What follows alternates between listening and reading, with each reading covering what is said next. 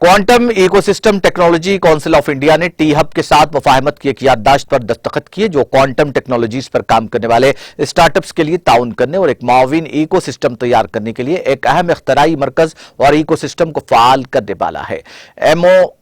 MOU पर Jayesh Ranjan, principal secretary INCI और IT हुकूमत की मौजूदगी में दस्तखत किए गए। रियासत तेलंगाना के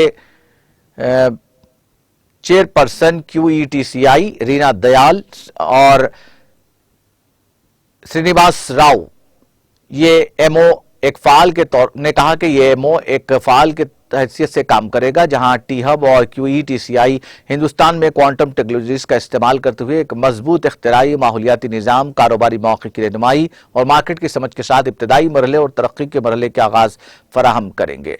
श्रीनिवास राव और महाकाली चेयरमैन टी हब ने भी तफसीलात से वाकिफ करवाया। Urge all the participants, all the viewers to remain connected with QETCI, look up its future programs.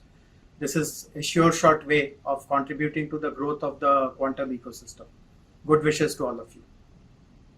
The hackathon that we conducted turned out to be a resounding success. There were 128 teams that submitted solutions.